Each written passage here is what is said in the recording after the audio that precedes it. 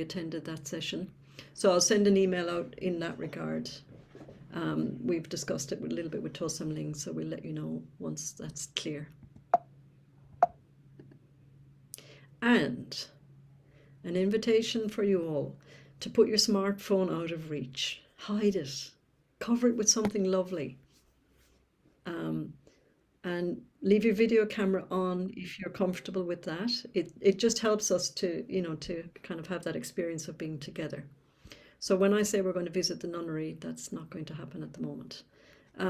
So we'll just do this. His Holiness the Dalai Lama bestowed upon us the name Thosamling, which means place of listening and reflection. Thosamling is an international nunnery for Buddhist nuns and female lay practitioners in northern India. But Paldrina, men can also go there, isn't that true? You're muted. That's correct. Men are welcome too. And yeah, we have a special part of the nunnery reserved for men. So Okay. yes. Yeah, thank you. So for all of you men in the audience, you can go. Yes. And for our study and practice, we draw inspiration from all 4 schools of Tibetan Buddhism. Although Thosamling is primarily a nunnery, its ability to survive and prosper is dependent on a strong and vibrant international community of Dharma practitioners.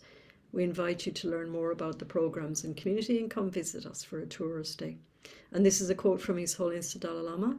I am impressed with the progress that Thosamling Institute has made so far and happily offer my encouragement and moral support. I would like to request other people who may also be interested to extend whatever assistance they can, financial or otherwise, to help ensure the success of this worthy project. Okay. So extensive teaching program, hybrid events, which if we're not all familiar with that word by now, we probably are, meaning that you can have it on site or join by Zoom. There's a Thosamling wish list. I won't say more on that. You can visit it on the website. We're going to meditate just to allow ourselves to settle, to arrive. So just take a comfortable posture.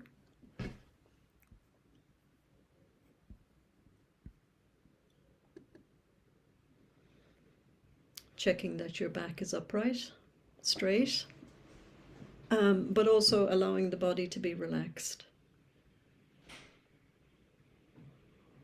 Letting the muscles soften.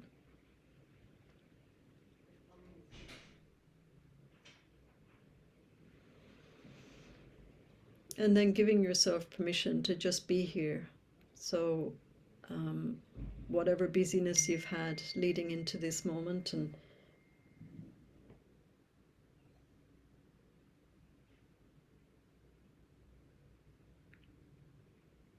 whatever plans you may have for later, just letting that all be.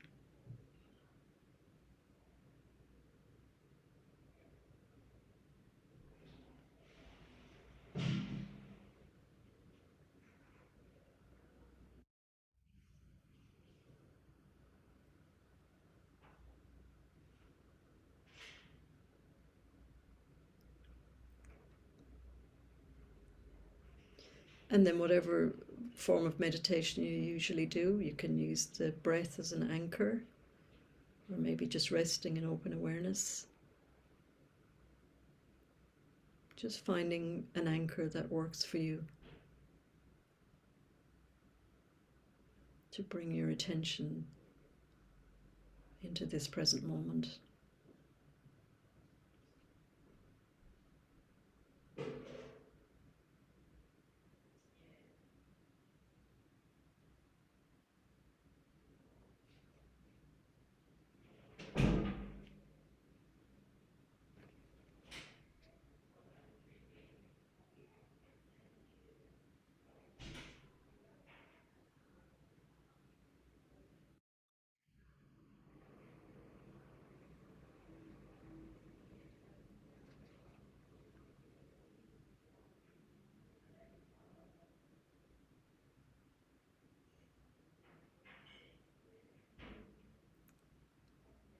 And then cultivating an aspiration for today.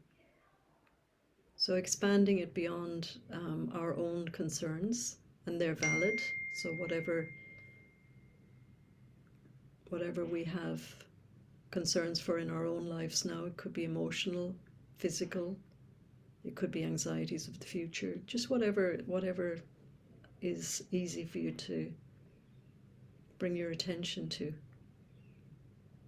Then we can offer up that practice and expanding that outwards, then thinking of others who are experiencing similar situations, that we offer this practice for them. And just keep expanding that circle of concern, recognizing that we all have that same wish to be happy, to be free of suffering.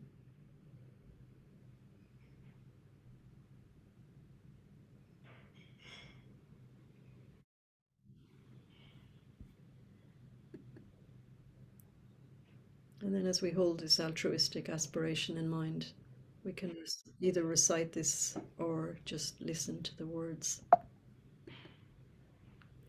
of setting our motivation. With boundless compassion and wisdom, I will work for the welfare of all.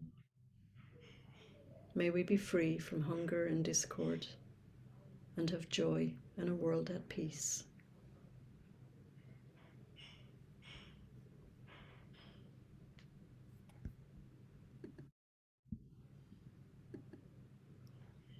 Okay. So just bringing your attention back into the room.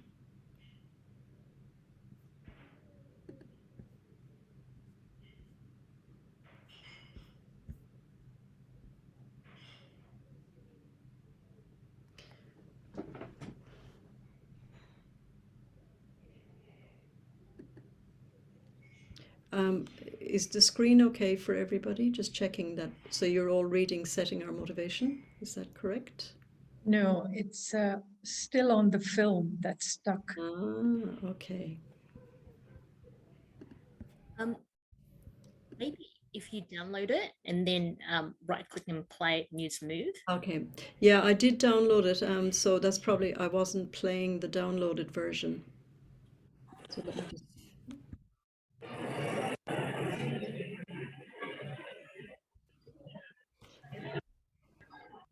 Are you all now looking at Mahaprajna Paramita? Very beautiful. Yeah?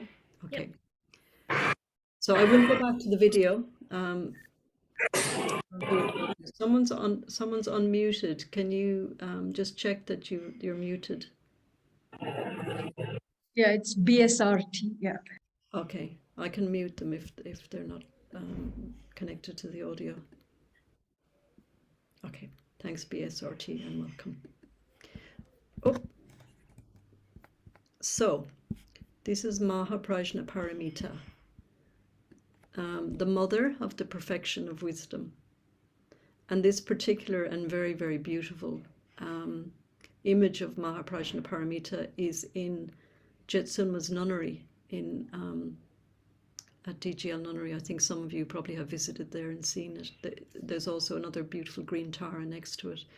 It was one of the innovations that Jetsunma brought into the nunnery, recognizing, I guess she's bringing her European heritage of all of the beautiful cathedrals and stained glass windows. And it's a beautiful artist, a Canadian nun, or American, maybe she's living in Canada. And I'll share a link also to her work. So Mahaprajna Paramita came to mind last night after Venerable Rubina's talk. And she's the mother of the perfection of wisdom, the mother of all the Buddhas. And the reason that she's called the mother of all the Buddhas is that out of wisdom, all of the other qualities come. So it's wisdom that gives birth to all of those other qualities that we have.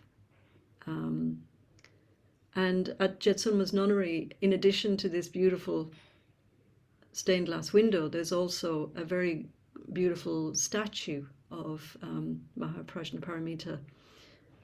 She was carved in southern India, I think, And the time that I was with Jetsum at the nunnery, I got to see for some years the completion of the building of the nunnery, and it was a phenomenal task. And Monica and various volunteers, and Jetsuma herself, from the beginning, Heather, I don't know if she's here today. I mean, many people that got to see the building. It was an extraordinary experience. And the workers, I mean, at some point there would have been over 100 workers on site, literally building it brick by brick. And I've seen photographs of them hanging up high. I mean, outrageous, just flying in the sky, putting up roofs. And the scaffolding, for any of us living in the West, is like, forget health and safety. Nobody was wearing hard hats, nothing, no fluorescent jackets.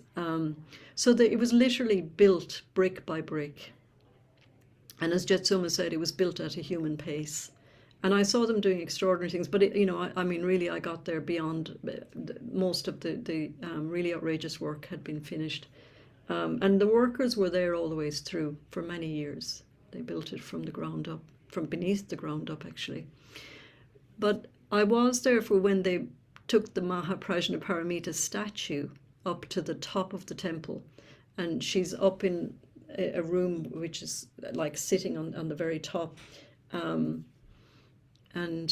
not many people, while I was there, knew that she was up there or went up there. And the workers commented afterwards. They said that it was the hardest thing that they had ever done in that nunnery, carrying her up those stairs. And I still remember one of them, like the serious look on his face when he was trying to express how difficult it was. And I just feel like it's actually really appropriate as a testimony to how really difficult it is to cultivate wisdom, to have the courage and the trust that this really is the courage to look at our own minds. It all comes down to this wisdom aspect, out of which all these other qualities are born. So I just wanted to start with just we will be meeting with Jetsuma and very, very loosely discussing her new book, The Heroic Heart. And so when I look at Mahaprajnaparamita, I think this is what the heroic heart is, the heroic aspect of our capacity to be kind, to be compassionate, to develop all of our qualities. The flip side of all of them is wisdom.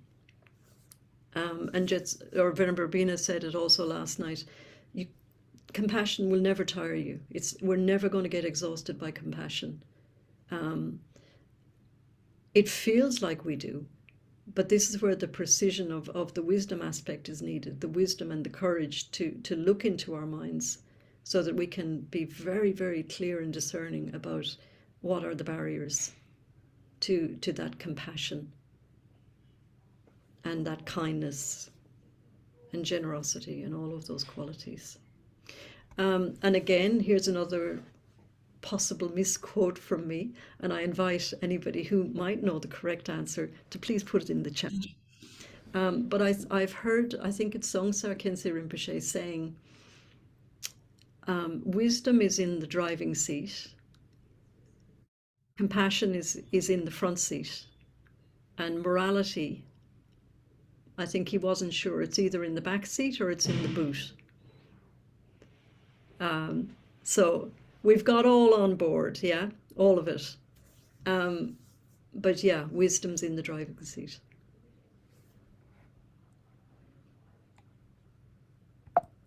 It's such a surprise to me. I've got no idea which slides are coming next, and I don't know if there's mistakes or anything. So yeah, what's coming next? Oh, I think I know what's coming next. Yes. So for those of you who were here last night, we got to hear the beautiful voice of Archana. Is that correct, Suruchi? Yeah. So Archana is Suruchi's cousin, and she has very, very kindly made a a recording of this beautiful sutra. And she will also join us. She'll join us today, and so she will chant it live with Jetsunma. So I just invite you to listen and to follow the word.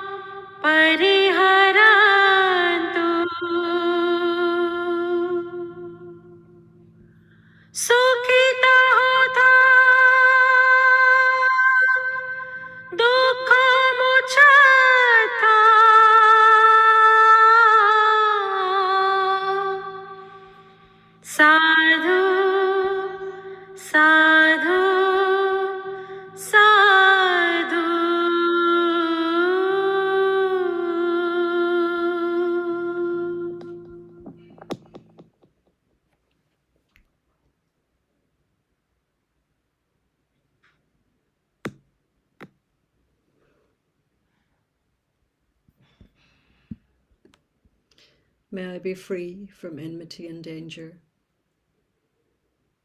May I be free from mental suffering.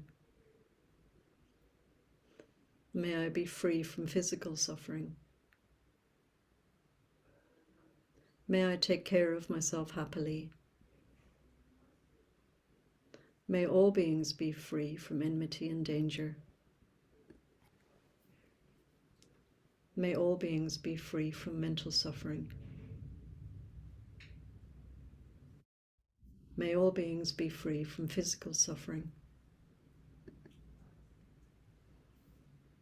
May all beings take care of themselves happily.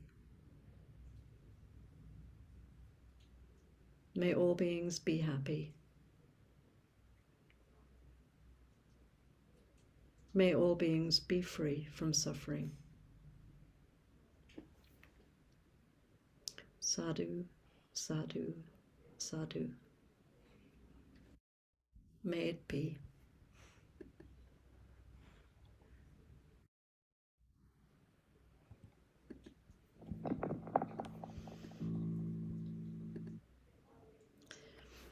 A quote from Jetsunma, and this is from her book, The Heroic Heart. Love is an outpouring of caring and wishing the other to be happy, but not with you stuck right in the middle of it. So that's our job, is to discern the me that's stuck in the middle of it, and to let that love pour out. And that other is, it's also that other within us, everything that we other within our own mind. We put into exile so many of our delusions, and just we're stuck in reactivity. So it's also that it's not, but we'll look into this a lot more as we go through.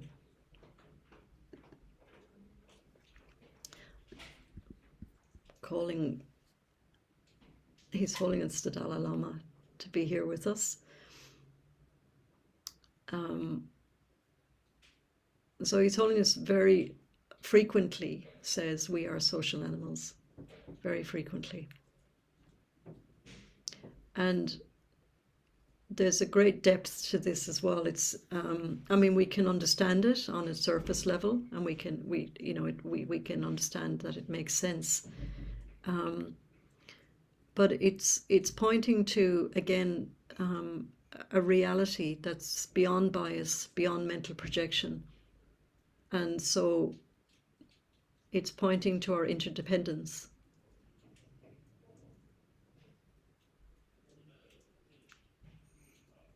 And so while we hear it, we can hear it on a surface level, and it can apply to us on a surface level. It's also a teaching for us that that we can keep coming back to and experiencing and exploring the truth of it. It keeps opening. And again, it's about recognizing the biases, recognizing the mental projections, so that we can just keep loosening them. And one more quote from His Holiness, which he refers to again and again. My religion is simple. My religion is kindness. And as Jetsuma very often says, simple doesn't mean easy. But it is simple.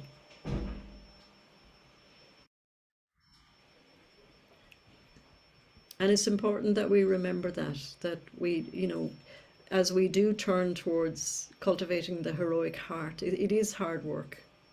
It is painful. And so it's really important for us to remember that also, that the simplicity of it is that there's a validity and a confidence to us applying ourselves to the work. And it's really only our inability to recognize how simple it is. That's actually it's the letting go.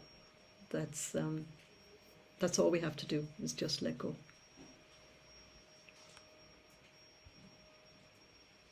Jetsuma often uses the analogy, and I googled it, and it is true, because Jetsuma was saying she wasn't sure if it was a myth, but this was used, a monkey trap, and it's a terracotta vase with a narrow neck, and inside is put something very delicious, something attractive. So you can just imagine whatever that might be for yourself. It could be a little bar of Lindt chocolate, or gulab jamun. And so it's in there, and you see it, and then it's tied to a tree with a rope. So the monkey comes along, looks inside, and he can see this gorgeous morsel and puts his hand in to get it, creating a fist. So then the hand won't come out again. And the hunters come, and the monkey sees the hunter. The monkey's freaking out, knowing that he doesn't want the hunter to grab him, but you can guess the story. Doesn't want to let go of the lovely thing. And so the hunter can just come over and pick him up and go. And I mean, this is all of our story. This is everything. There's the attachment to the lovely stuff, the aversion, trying to pulling away from, that which is harming, and then the overriding ignorance, the not knowing that all we have to do is let go. And this doesn't mean you can't eat the lovely things.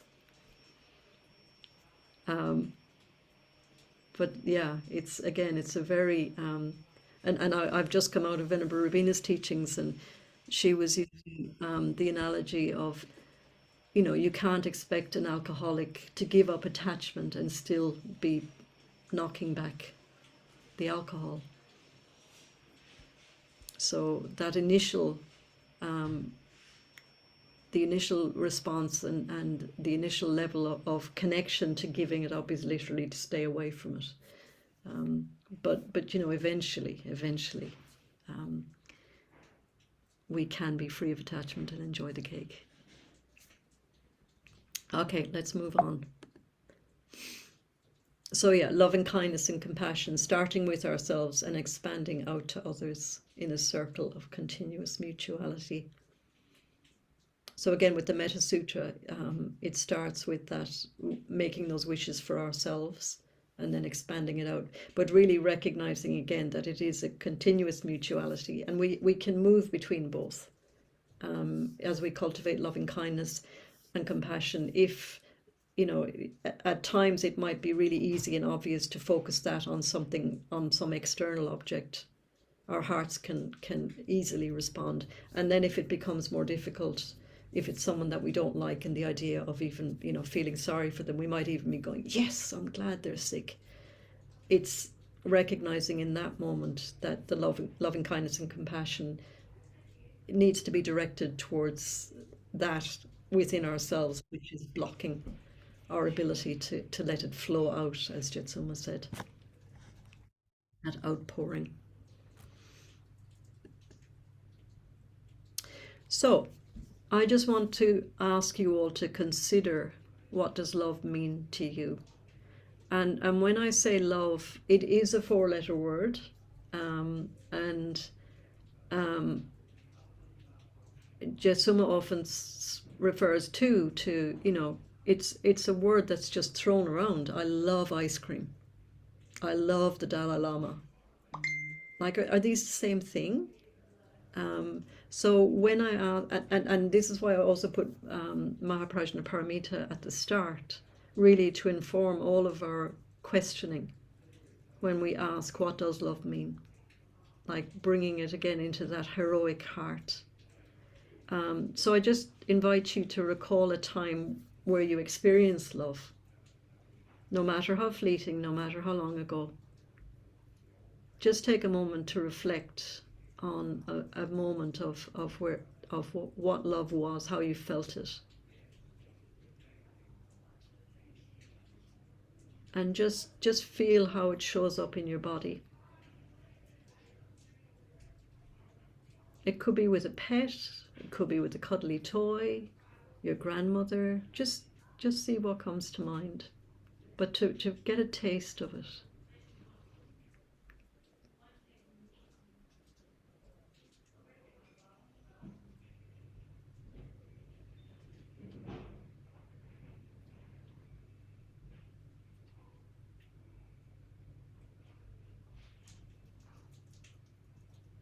And if anybody wants to put into the chat anything that comes up, any descriptions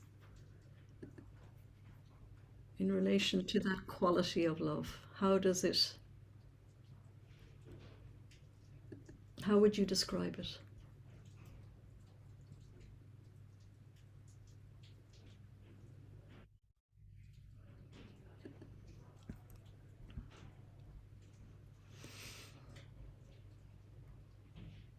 So Mona says, made me smile and feel warm. Openness, spaciousness. Serving others with expecting nothing in return. Caring made me feel good. Bubbles of joy in your heart. Feeling at home. Warm and spacious. All-consuming. You could do anything to take their suffering so they could be happy and free. Lightness of the heart. Feeling totally safe. Where others have made things easy for me, helped me unconditionally. Felt so calm. A fullness of the heart. The heart softening, relaxing, and expanding. My parents love me a lot and have deep gratitude towards them. A sense of connectedness, taking joy in others' well-being, feeling good about contributing to others' well-being. Being there for each other, caring, belongingness. Peace, protective and all-consuming love for my newborn. nourishing and unselfish, unconditional.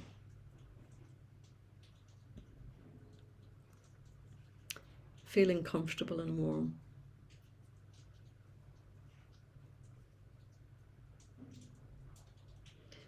Caring for my sick daughter even when she rejects my care. Love is that uplifting feeling that brings you closer to the consciousness of the universe while connecting you to your own self. Sorry, I got a little cosmic. Yes, Dornetta, it's okay. Thank you all, that's lovely. Okay. So I mean, as I'm reading them and as I'm just reflecting on them, it feels like it just feels like a really good feeling. You think, wouldn't it be fabulous if we could like really just let that permeate? We can, I mean, we identify with it and lock it down into a particular form or a particular time, a particular person. Yeah. Made me extremely happy and agitated at the same time because I sensed that others were not connecting to it the way I was. How do I get rid of the sense of I and other, even in love? Good question, Roshni. That's the whole path. Again, you know, I think when we notice those blocks, when we notice where we bump up against it, that's where really that love and patience, compassion, all of that, that's where we need to direct it into that, to be with that feeling of resistance, just to be present to it. The wish for others to be happy. Trying to be strong when someone you love so much is sick and dying. Yeah, that's very hard. You must attempt to be joyful for their sake, so their last days are not full of suffering. And, you know, it's also about, again, just being okay with not being okay. Tears streamed down on its own. One stray cat really showed me what is unconditional love, empathy, compassion, what is detachment. Thank you all. So we'll move on. A quote from Roshi Joan Halifax. Oh, jumped too far. Love is our capacity to allow our attention to rest fully, without bias, in the experience of interbeing. So again, this interbeing, this is a term that Thich Nhat Hanh used. And it goes back to His Holiness the Dalai Lama referring to us as social animals. But that attention to rest fully, again, is that ability also to just be with whatever is arising. As Monya was mentioning, you know, this can be in a very painful situation. Our capacity to just be with it, not changing it, not doing anything, not needing to fix anything, but to just bear witness to it is very powerful. I want to read a poem, which I'm going to stop screen sharing for a moment. So going back to just what we were, you know, by bringing to mind an experience of love that we connect to a particular person or situation, and then just recognizing, like, and as sorry, I've forgotten your name, but you asked, like, how do I deal with the blocks, with the with when it doesn't flow and I'm judging. I mean, this is inevitable. This is, you know, this is what we, again, this is our practice. This is what we work with. So I'm going to read a poem from, and please excuse me, all of my Indian brothers and sisters, for the pronunciation. Tagore, am I correct? Yes. Yeah. So a poem from Tagore, Speaking to Love. And for me, this really touches in on our invitation to take those little bits of love that we experience, little islands of love where we know it, we feel it, we can, and rather than identify it with like keep it solidly fixed on that one situation, just to be able to recognize that we can expand that out. So just contemplate these words. I seem to have loved you in numberless forms, numberless times, in life after life, in age after age, forever. My spellbound heart has made and remade the necklace of songs that you take as a gift, wear round your neck in your many forms, in life after life, in age after age, forever. Whenever I hear old chronicles of love, its age-old pain, its ancient tale of being apart or together, as I stare on and on into the past, in the end you emerge, clad in the light of a pole star piercing the darkness of time. You become an image of what is remembered forever. You and I have floated here on the stream that brings from the fount, at the heart of time, love of one for another.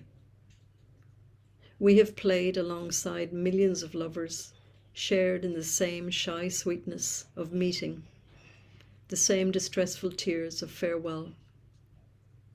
Old love, but in shapes that renew and renew forever. Today it is heaped at your feet. It has found its end in you.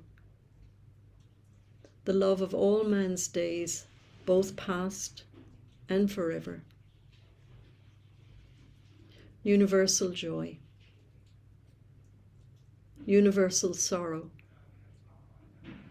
Universal life. The memories of all loves merging with this one love of ours, and the songs of every poet, past and forever.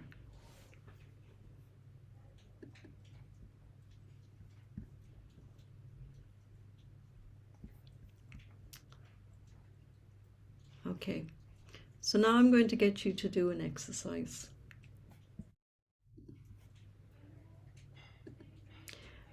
And this is one, I'm sure some of you are familiar with this, and I'm going to be sending you off into breakout rooms. So I'll put you into large enough groups so that if there's any issues with people, sorry, I'm just letting a few more people in. If you can turn your camera on, that would be great for this exercise. So we're going to do the Five Remembrances, which I'm sure some of you are familiar with. Have you raised your hands if you've come across these?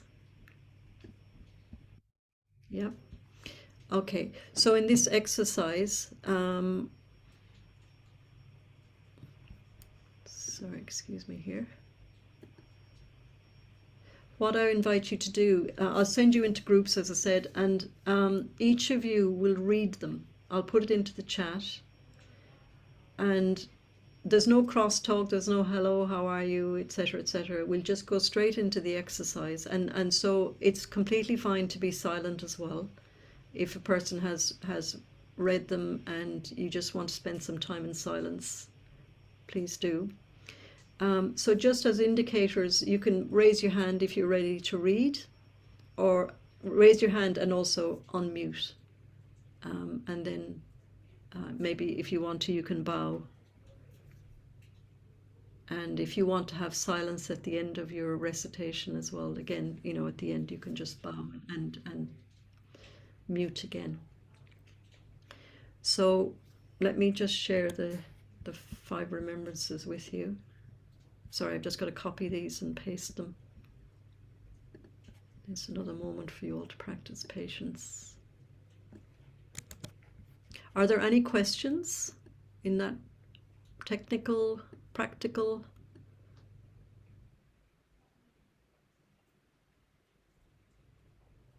Has everybody been in a breakout room before? Have we been in Zoom land long enough now? We've all been into breakout rooms. Okay, we have Zoom experts here. Venerable Rabina too was really rejoicing in the Zoom world, how, you know, how it really has opened up our ability to connect and be together. Yeah. So here are the 5 remembrances, which I will just show you here, and we'll discuss when we come back. Okay. Oh, and just a note too, if it feels too difficult, if painful, you know, if it raises painful feelings for you, again, just simply resting in that awareness.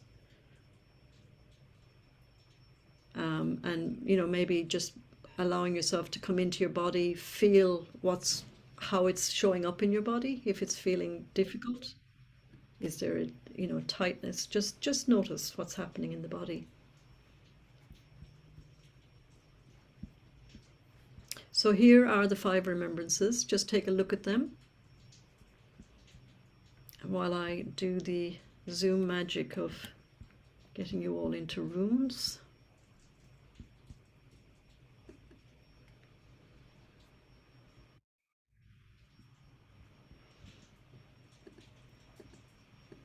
How many have we got here? And yeah, heroic heart here to stay with the process, because part of it's like, oh, I don't want to do this. So we're all in this together. Welcome back. Is everybody back? Did any of you get the 5 remembrances? Yes, we did. You did? Okay. Some of you did, some of you didn't. My apologies. But I was dropping, but I could hear there was edifying conversations happening. So we'll just take a quick, any feedback? Anybody want to have a chat? I know, as I said, I know, oh, hang on, still more people are coming in.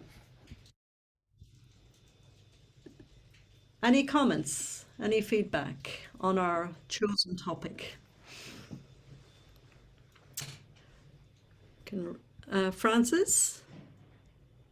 Say that at the age of 75, I find the remembrance about growing old, I find it actually a delight now.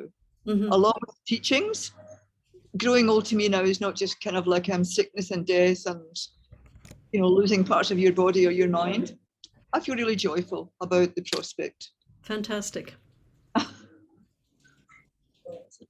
That's great, Francis. And I mean, that's exactly, well, correct me if what I'm understanding you to say is that, like, when we genuinely turn towards them and just face the reality of them, yeah, then they lose their hold over us. Would that be it?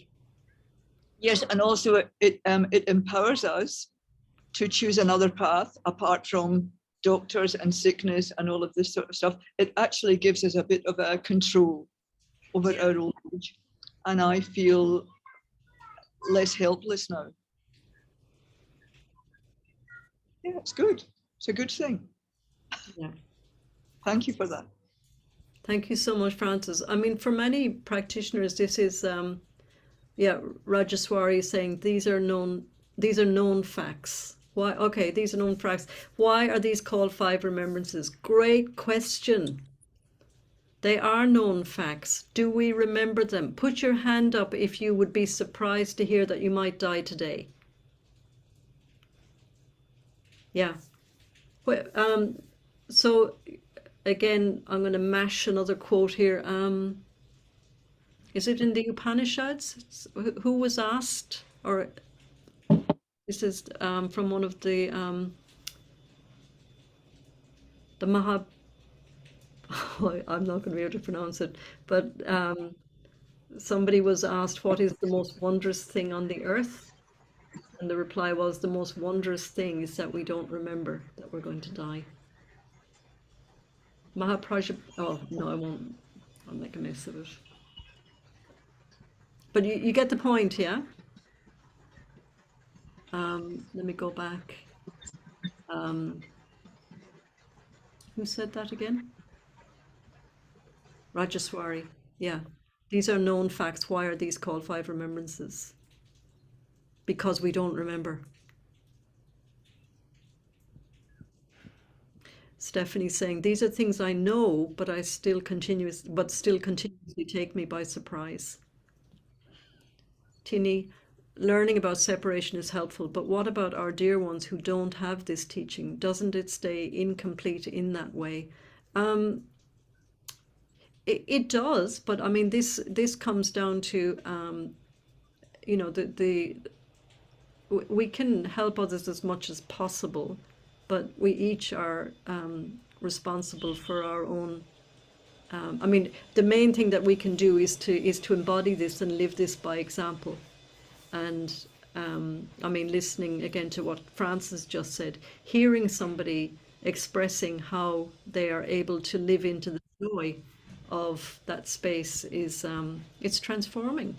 But each of us, we all have to do the practice for ourselves.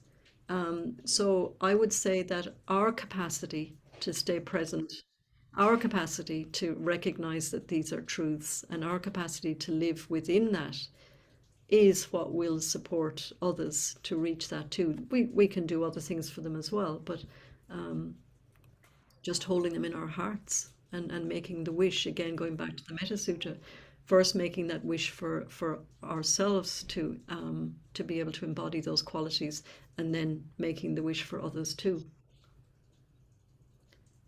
Is that okay, Tini?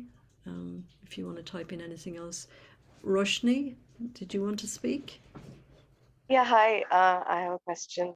So when you're, talking about death and, this whole thing, all the 5 points pretty much talk about impermanence, right? Yeah. So this is like really amazing.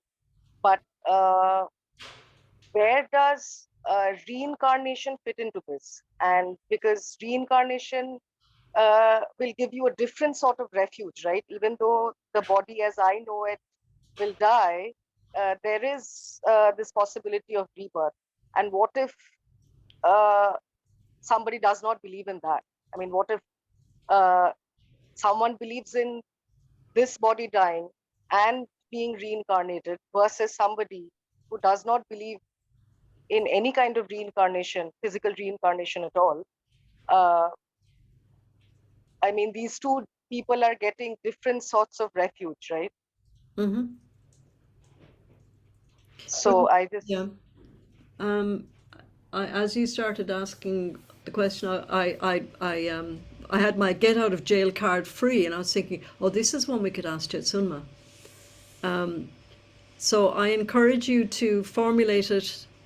If you want to write it here in the chat or save it, or actually, if you did write it here in the chat, I could share it with Jetsunma.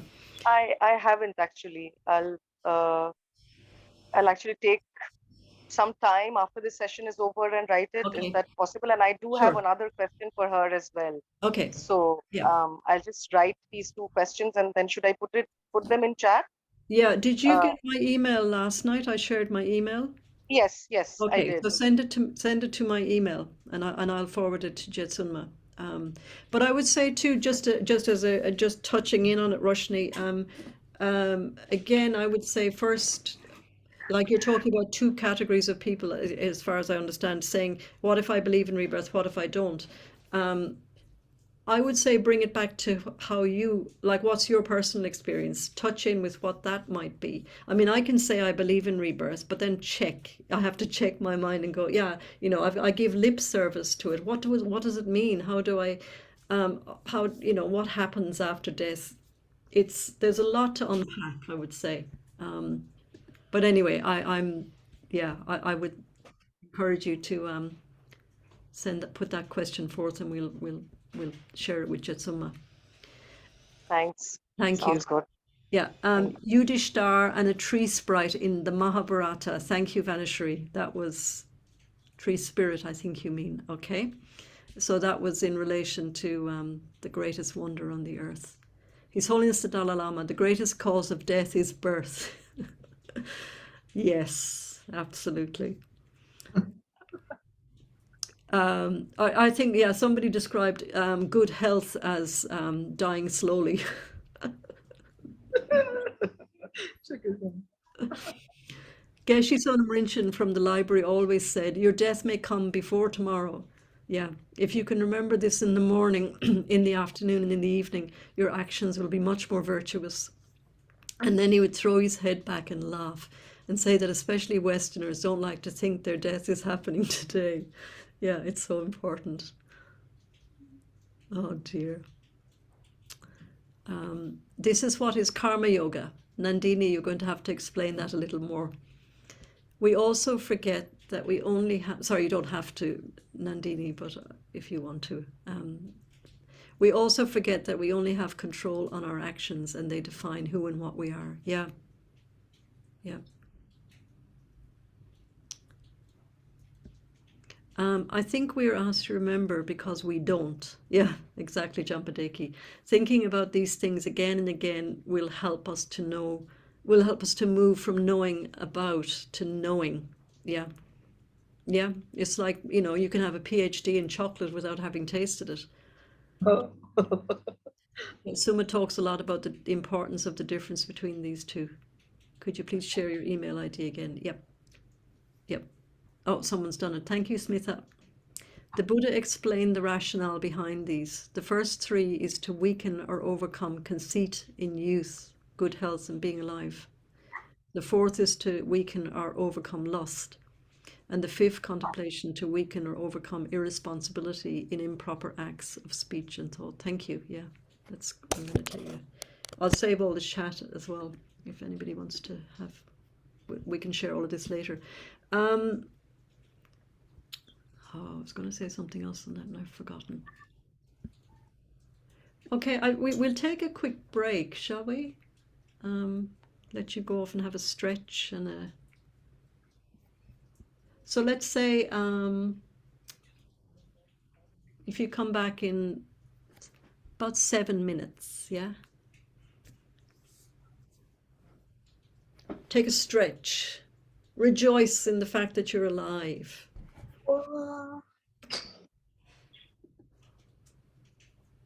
About that.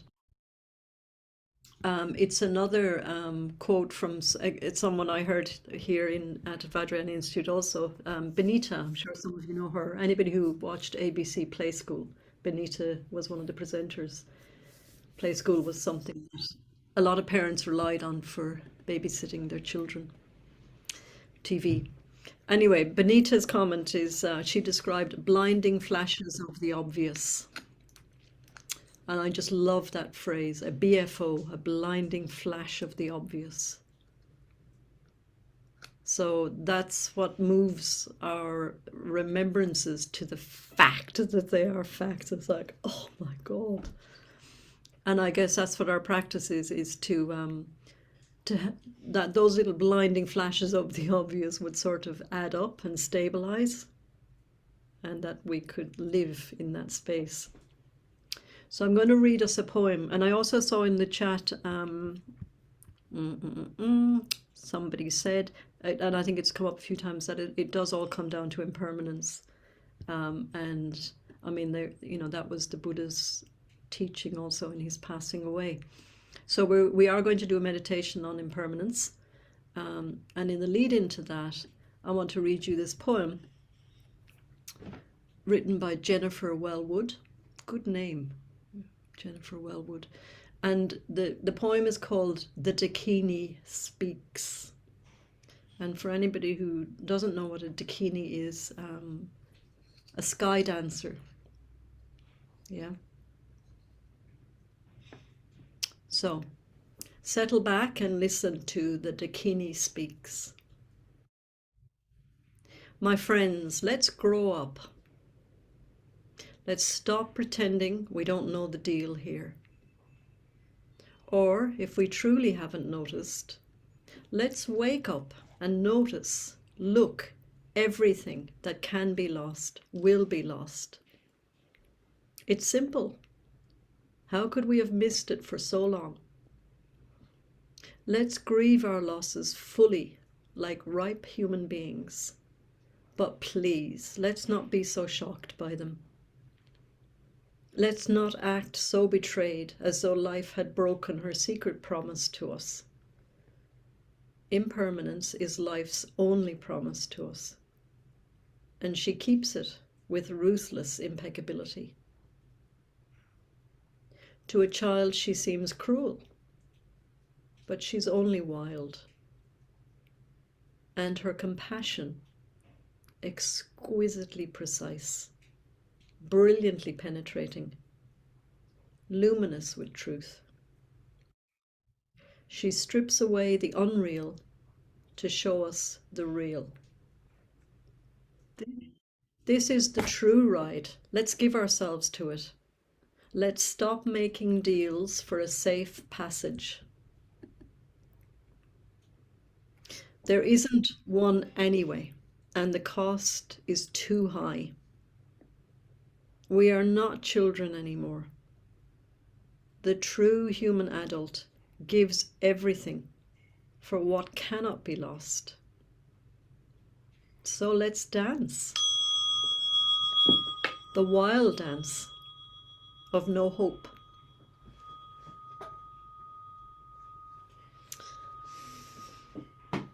So we're going to do a meditation practice on impermanence. And just to lead into that as a contemplation, I'm going to read a quote from Jetsuma's book, The Heroic Heart.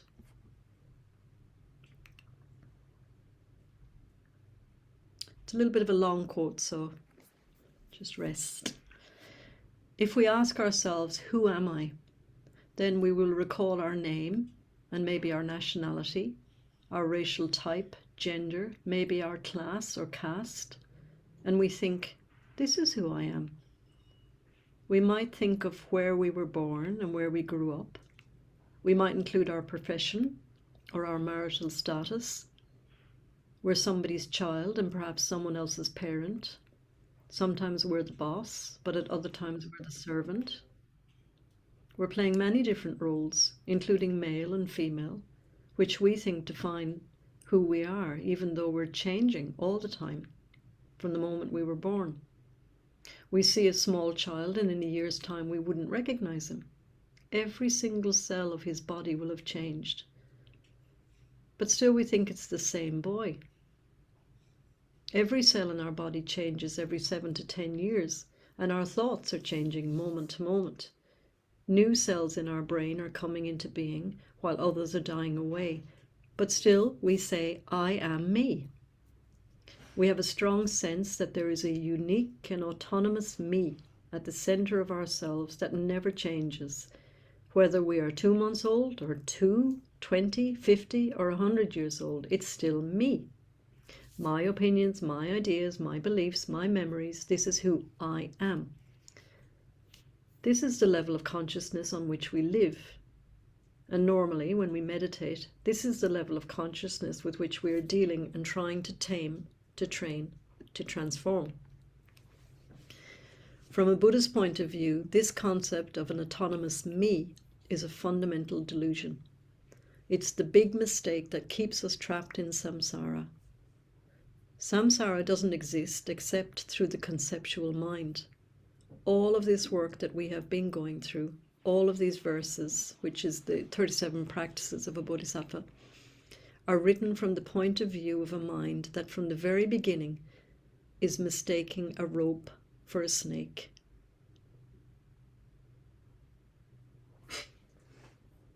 So, we're going to do a practice on impermanence.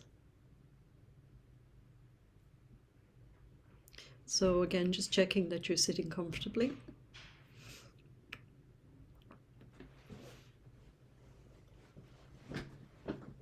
Letting the back be upright, but also just letting the muscles be soft and relaxed. And just take some time to calm and concentrate your thoughts by mindfully observing the breath. So wherever that's easiest for you, it can be at the nostrils or the abdomen, the chest, the whole body. Just wherever you can anchor your attention.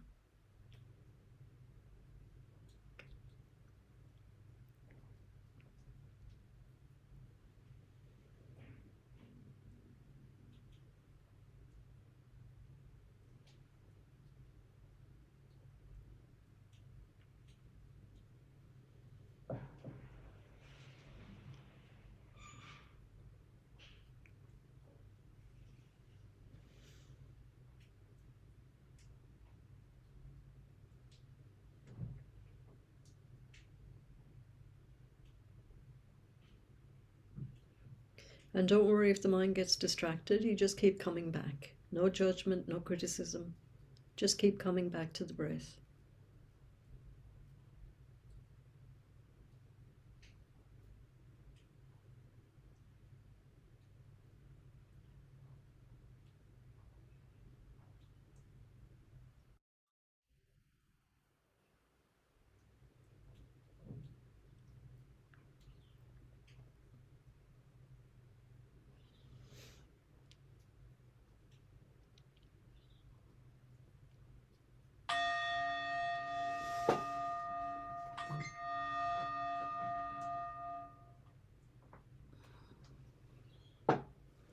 Now turn your awareness to your body. Think of its many different parts. Arms, legs, head, skin, blood, bones, nerves and muscles. Just examine them one by one, probing them with your feelings. Contemplating the nature of their substance, their texture, their shape and size.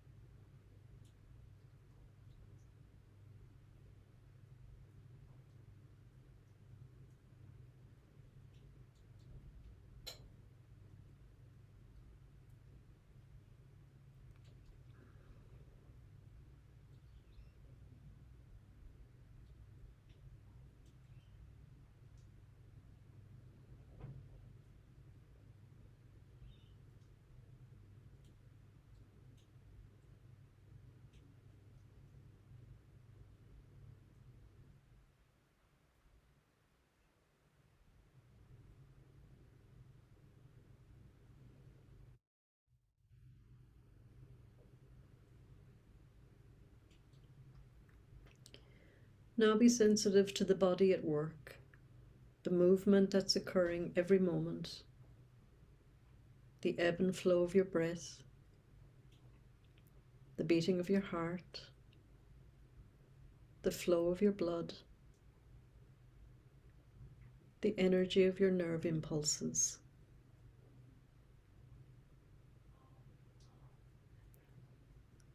The movement that's occurring every moment.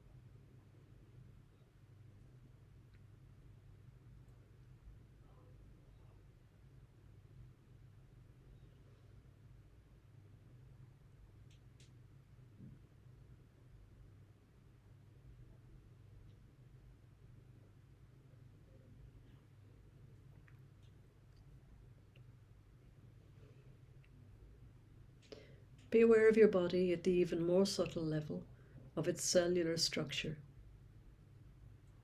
that it is entirely composed of living cells, coming into existence, moving about, reproducing, dying and disintegrating.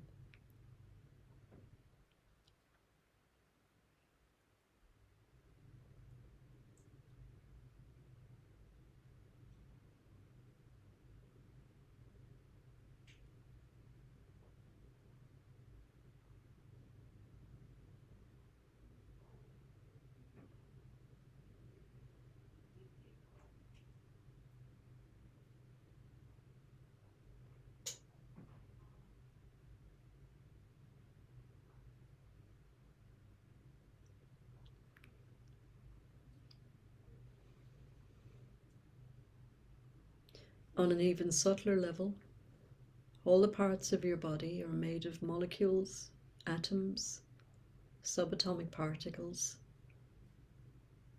and these are in constant motion.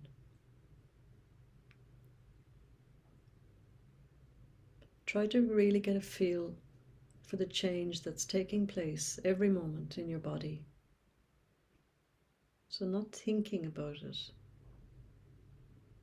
but just recognizing it directly, that it is taking place.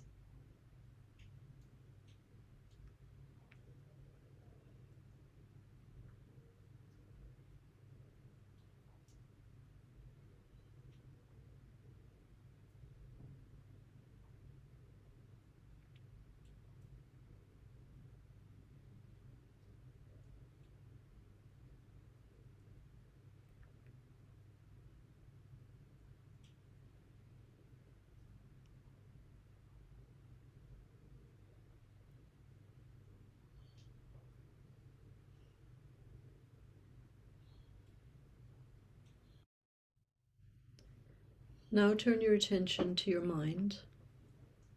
It too is composed of many parts: thoughts, perceptions, feelings, memories, images, following one after the other, ceaselessly.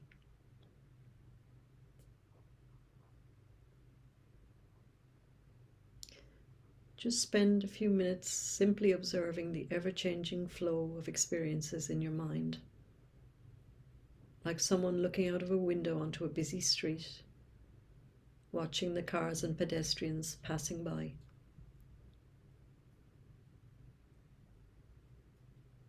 Don't cling to anything that you see in your mind. Don't judge or make comments. Just observe and try to get a sense of the impermanent, ever-changing nature of your mind.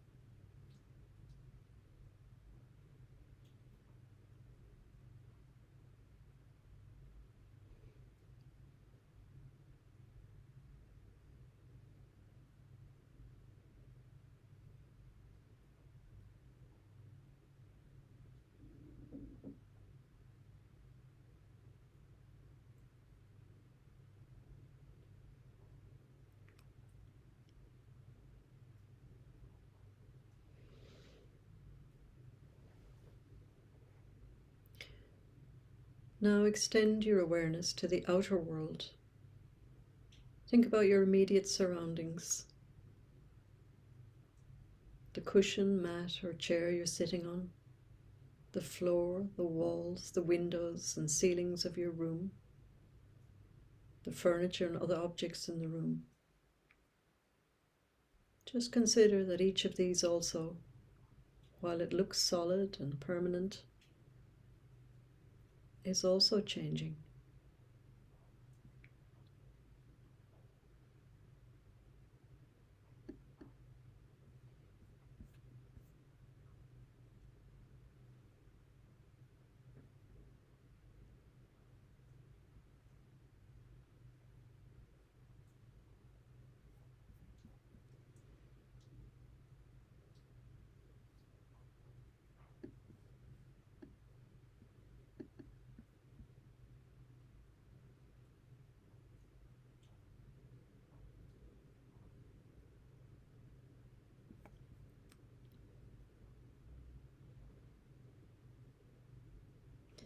Then let your awareness travel further out, beyond the walls of your room.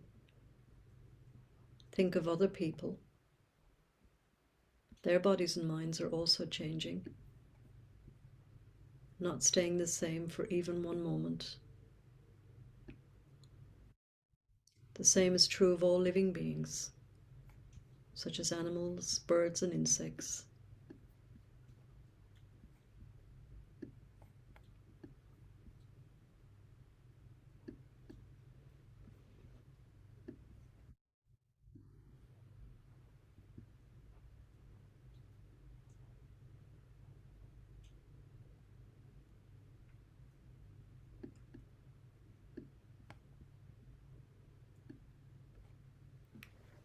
All the inanimate objects in the world and in the universe, houses, buildings, roads, cars, trees, mountains, oceans, rivers, the earth itself, the sun, moon, stars, all of these things being composed of atoms and other minute particles are constantly changing every moment. Nothing stays the same without changing.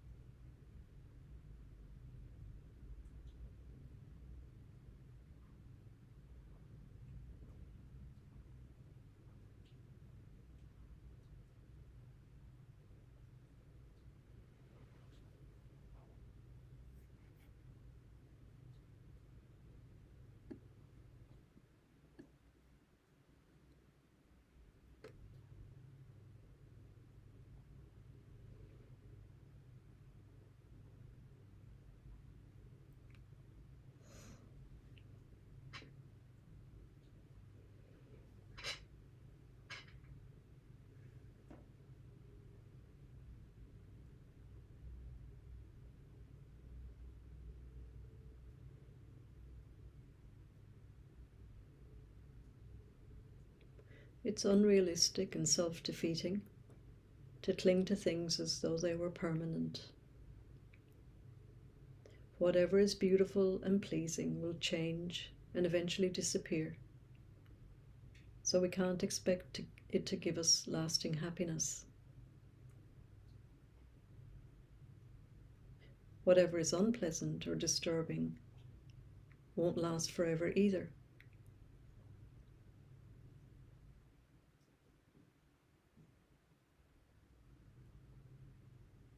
It too will change.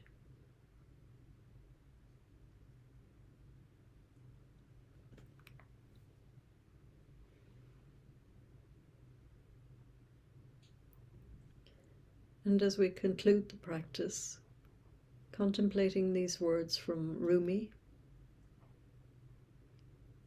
this being human is a guest house.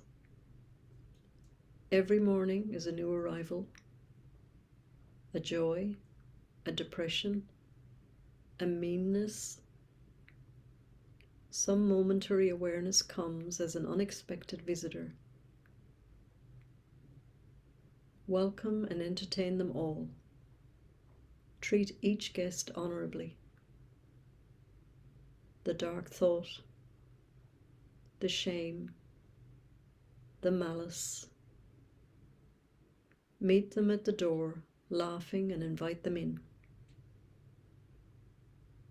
Be grateful for whoever comes, because each has been sent as a guide from beyond.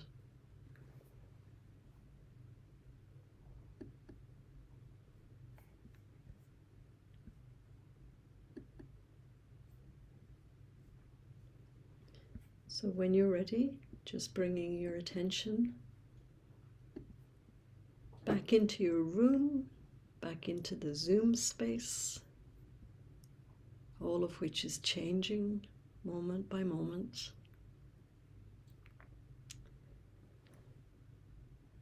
And as we're coming to the end of this session, I just wanted to give some time to see if there's any comments, questions, any blinding flashes of the obvious.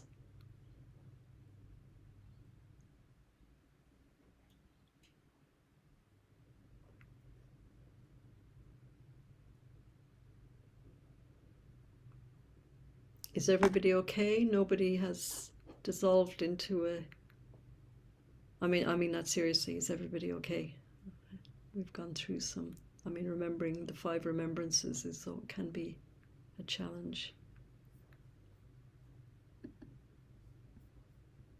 But ignoring them doesn't work.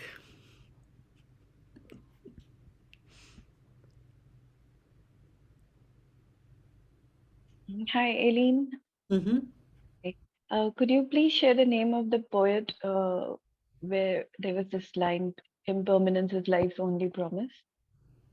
Yes, I'll put it in the resources. Okay. But yeah, I'll make a list of yeah, her name was Some Wedgwood? Wellwood is the surname. Well, Yeah, the poem is called if you saw how many windows I have open here, the Dakini something. Sorry, yeah, the Dakini speaks. the Dakini speaks. Thank you. Yeah. Yeah. Oh, someone's popped it in here. Well done. Thank you. Oh, Saranj? Jennifer. Yeah, thank you. Yeah, Saranj. Yeah, Thank lovely. you. Thank you. Mm.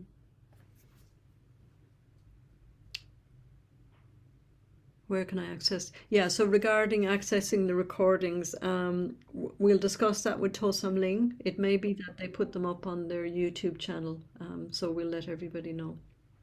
And just a reminder too, let me share my next slide with you. A reminder for anyone who has questions to send them. So you've all got my email. If anybody turned up late, that's been put in the chat if you haven't already got it. So our Q&A this afternoon, you can ask, or this evening.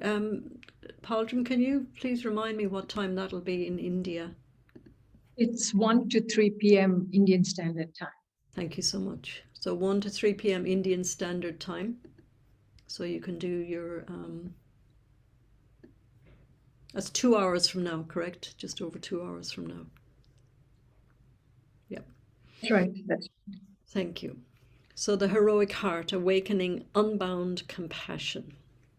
It's a commentary on the 37 practices, the 37 verses on the practice of a bodhisattva, and also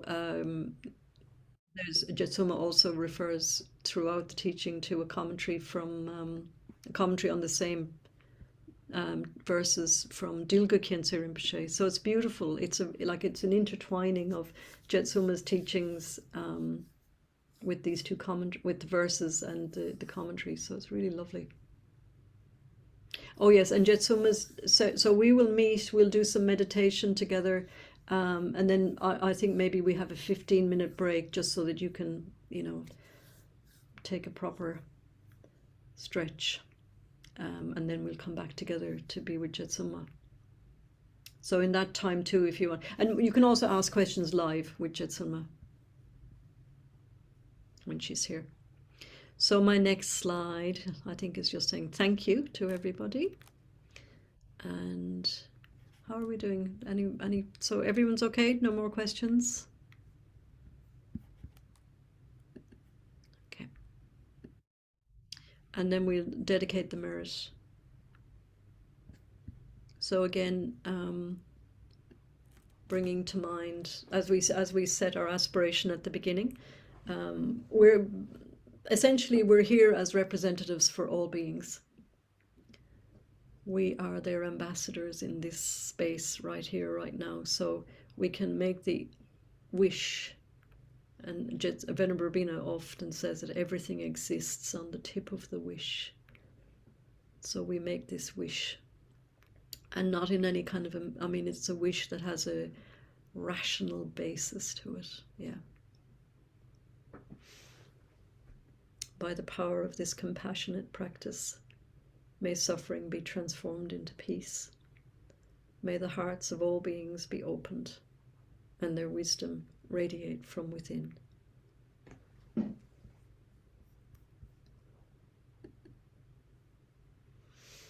So really nice. Oh, he's finished 7 minutes early. Yeah, really, really nice to have you all here. I just want to say a big thank you to you again, Venerable Aileen, on behalf of Thosamling, all the staff and all the participants. As I said in the beginning, I think it felt very touching and inspiring, and it makes us look at the stuff we don't like to look at. And you do that so beautifully and so gently. We are very, very grateful for that. Thank you. Thank you all. I mean, it's, it really, yeah, this is how, it's only by speaking it out that I'm just kind of listening, yeah, it really helps me, really, really helps me to go through this material. Yeah. Felicity, which prayer? The one that we just did? Yeah. Yeah, I'll put that into the resources as well.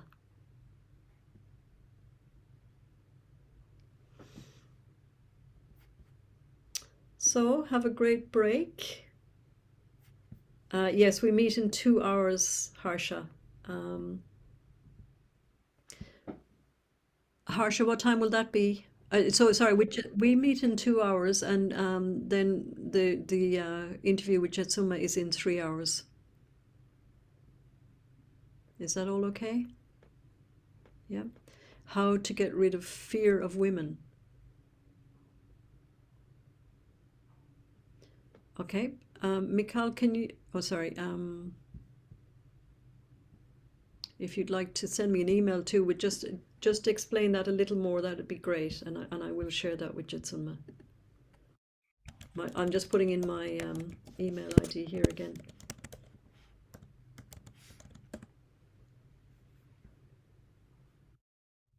Okay. Thank you all.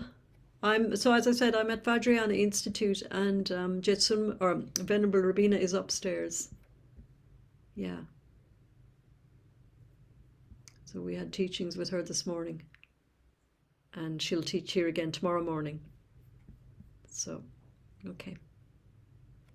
Lovely to see you all. Bye. Thank you. Bye. Thank you, Aileen. Thank you so much. Thank you so much.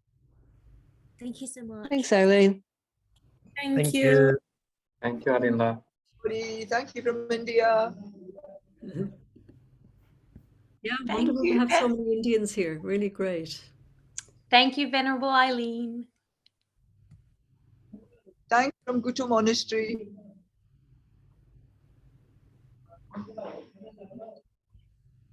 Thank you, Aileen. Thanks a lot.